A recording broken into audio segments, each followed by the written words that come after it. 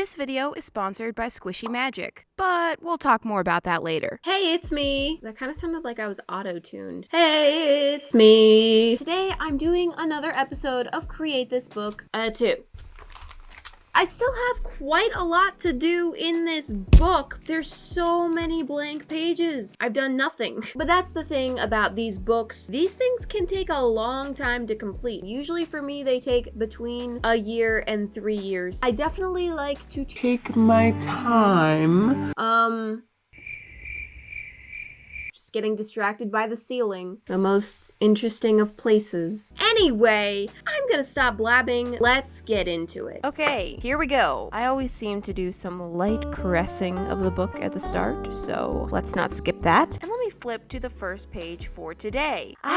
Here it is. It says, create an assortment. Fill in each box with something different. And then we have an assortment of boxes. They're waiting to be filled with wonderful magical things. So looking at this page, I see many options. We could go completely random and put something completely different in each box, or we could select a category like food or animals or toiletries. I don't know why I thought of toiletries, but I've made my decision. I'm gonna grab my crusty paint-covered pencil. It is not helping the aesthetics of this video. I'm just gonna start drawing here, and let's see how long it takes you to recognize what I'm drawing. Do you get it yet? I don't get it. It's Pickle the dinosaur. I've decided to draw a different one of my original characters in each box. I think I've only done like one page in this entire book that features any of my characters. Well, of course, except for any characters that were developed in the book. Obviously, I can't include all the characters here, so I'm sorry to those of you who may not be a part of this. Let's acknowledge them as well. But I did try to get a nice variety. Okay, I think this looks pretty good. Looks like the yearbook of a very strange academy. Now for the color, I decided to go with colored pencils. I went for a nice, clean, block shading kind of style, no outlines. I quite enjoy the look of that. Moving on to the next green creature over here. It's Froggy. Except, oops, that's not correct Froggy color. This is actually a newer character of mine, so this would be the first time he's ever been featured. Congratulations! Welcome, welcome. You have arrived at a very special place. And this is looking good so far, but it needs something.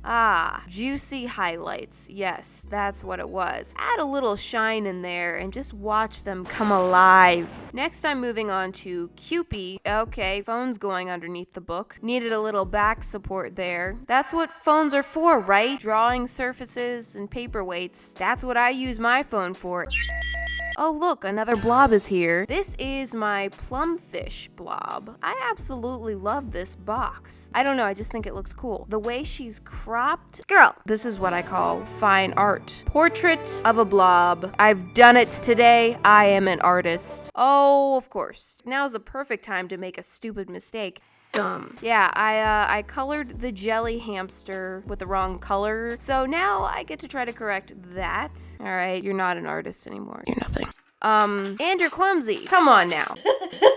I'm just gonna go along with the page, continuing to fill in character by character. I honestly thought that this would be a really quick and easy page to do, and it was pretty easy because, you know, I already have these characters designed and everything, but it definitely was not quick. This ended up taking much longer than expected. Just, you know, taking the time to fill in all the little details of everyone, and of course using colored pencils. I love them, but they do not love me back. You really feel the burn when using colored pencils for a long time. So this page came with a fair share of that lovely burning and hand cramping. Do your hands ever get conditioned to that, or am I just destined for painful colored pencil usage for all of eternity? Once I got all the characters drawn in, I'm going through and adding some contrasting backgrounds, trying to create that, you know, randomized look, which in reality is the least random way possible because it takes a lot of careful coordination to not put the same color too close.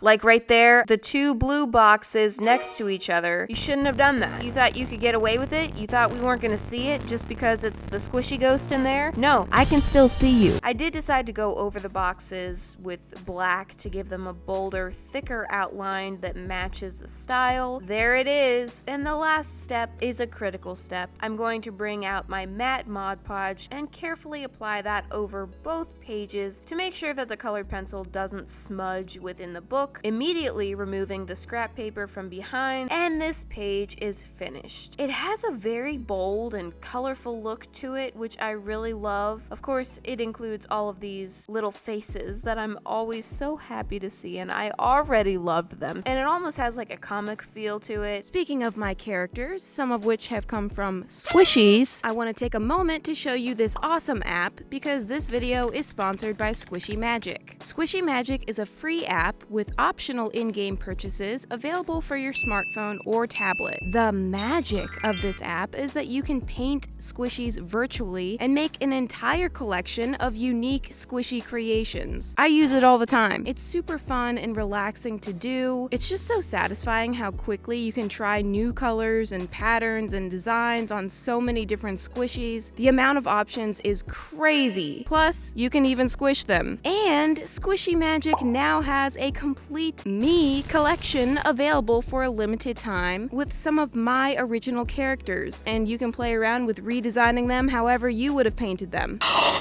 And now there's a brand new addition to the collection. It's Cupie, the human cupcake, one of my personal favorites, and doesn't she look amazing? Be sure to check out Squishy Magic and download for free using the link in the description. And thank you to Squishy Magic for sponsoring this video. Alrighty, so that's done, finished, complete. I don't know why I needed to use all of those words. One would have been fine. Let me flip forward to the next page I'm going to do in this episode. This page says, create a makeover. Find something that could use some improvement, give it a makeover. And then we have a space for the before as well as the after. So I dug up this little girl, because I thought she'd be perfect for a makeover. Anyone remember me unboxing this one? I have no memory of unboxing it. Clearly I did at some point. It's a little panda squishy with random paint and marker scribbles all over it. Definitely looks like intentional defacement. This did not happen by accident. I'm gonna go ahead and draw a picture of the squishy as she is now for the before photo. It's not a photo, it's drawing. And she's kind of bobbing around while I'm doing this. Okay, you're gonna have to sit still so I can look at you. Here, lay on this little duck thing. So once I got the shape pretty well squared away, I'm going to lighten those pencil lines a little bit, and it's time for the color. Now, I chose this squishy out because honestly, I thought it was ugly. No offense, I mean, that's the whole reason that it's here for a makeover. I didn't like the blue. I thought that the little vine she was holding was dumb. And then of course the whole scribbled crap all over her face. But as I spent more time drawing it, I kind of started to grow attached to it. And I think the blue actually kind of suits her. And the vine is kind of cute. The scribbles, you know, those are still a problem. But I did kind of warm up to the design of this one. Although I'm not a fan of how all the little panda patches are blue, except for the ones around her eyes. It makes them really super intense, like black holes. Hi, Twinkle Toes. And it's time to draw on all this horrible mess of scribbles. I didn't take the time to replicate every single little tiny detail exactly. I just realized I drew the eyes completely wrong. But you know, we get the idea. Now, instead of doing an actual squishy makeover, I'm just going to draw the makeover as I imagine it. This was actually really fun to do. I think because I did that first page with a lot of my characters which came from squishy makeovers, it got me in a makeover mood, but I was also in a drawing mood. This was just like the perfect page to feed my creativity. Now, since I am just drawing this makeover, it's not restricted to what I could do in a normal squishy makeover with foam. The sky's the limit, okay? I can pretty much make this look however I want. Not that I did anything really crazy, but it did make it really fun to do. I did end up keeping the blue, which was not in my original vision. Feelings change. I I did change the eye patches and I made those blue as well, which I thought helped a lot to make her look not like she's dying. And then I added this little ruffled pink skirt. She really wanted to wear this skirt. Inside, she's a girly, glam kind of panda. Somebody had taken away her sparkle with only a stupid vine to hold on to. We're gonna clean her up and give her all the accessories that her little glam heart desires. The ruffled skirt did get a little dodgy at times because I was not using any kind of reference. I did get a little lost in those ruffles. I also gave her a magic wand, like a Cinderella situation here where she was all nasty and then the fairy godmother was like, oh, here, bippity boppity and whatever, you're no longer disgusting. Wait, but then why is she holding the wand? I guess this is the alternative story where fairy godmother shows up, she kicks her into a ditch, and now she has ultimate power. And what's a collection of girly accessories without a giant bow? Nothing. Beyond the accessories, I also did go ahead and change her expression. You know, turn that frown upside down. She was dying inside before, but she's feeling good now. I added a ton of highlights to make her look all bright and shiny and clean in comparison to her old Cinderella self. They look a little floaty on the pages, so I added a really simple little background, just some basic shadows and shading to make them look like they're in a place in the world. Okay. Oh, that was kind of cool. Oh, cool. So from this to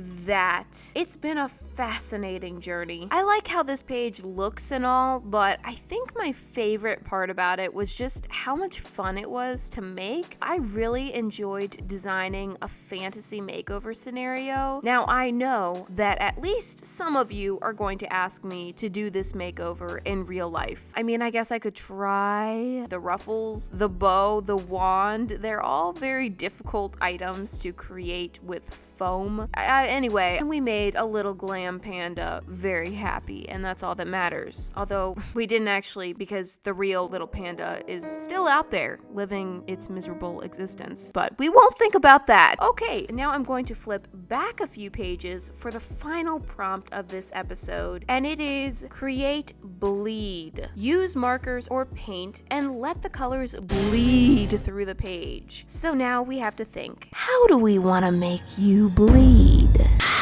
I'm gonna go for watercolor. Watercolor bleeds through everything. So I need all of them that I have here with me. We need every color option. I'm gonna stick some paper towels behind here just to prevent the mess from going too far. We gotta stop the bleeding at some point or we might bleed out and then you die. I'm gonna start painting now, and in a rare turn of events, I decided to just wing it, which I hardly ever do. In fact, going in completely without a plan usually makes me unsettled, but I don't know, I just wanted to just dive right in and see what happens. Pretty quickly, it became clear that I'm painting some sort of weird landscape, so I'm just gonna go with that and just keep on adding and reinforcing this idea of a psychedelic landscape. And I'm thinking this actually does look kind of cool. Although it did lose a little bit of its soul when it dried. It got a little wispy and weak. Just a little bit. On the bright side, it did manage to create some really cool bleed, which of course was the goal. But now I still have this, and I don't think that it's complete. I don't want to add anything that's going to cause more bleeding because I like where we landed with that. So I decided to try a silver metallic paint pen and bring in some outlining to see if we can make this look a little more interesting, but the contrast just wasn't there. You can barely see the silver. I don't like that. So I went over all that and I switched for colored pencil, which I guess I was a little bit more satisfied with because I kept going. The point of this prompt is that bleeding through pages is usually something that we have to deal with in these prompt books. We have to find clever ways to cover it up, fix it. So I thought it might be kind of interesting to have one page in the book where you actually actually let it happen and then try to work with it and not against it. So when the time comes to do this prompt, I will definitely find a way to incorporate the bleed into the design instead of trying to cover it up. Honestly though, I feel like one page is really enough, so I'll probably actually cover it up on this side. Also because I feel like this page has already got some very significant bleeding issues. It's just too much. I'm gonna cover all that up. This definitely isn't my favorite page ever, but it was kind of fun to do, and it was nice to just chill and do some experimenting. And it's different, you know, I don't dislike it. We can coexist just fine. So those are all the pages I have for you this episode. I had a lot of fun with this batch of prompts, and I hope you guys enjoyed it as well, and maybe got some inspiration for your own Create This book if you have one. Thank you so much for watching, and I'll see you next week. Bye!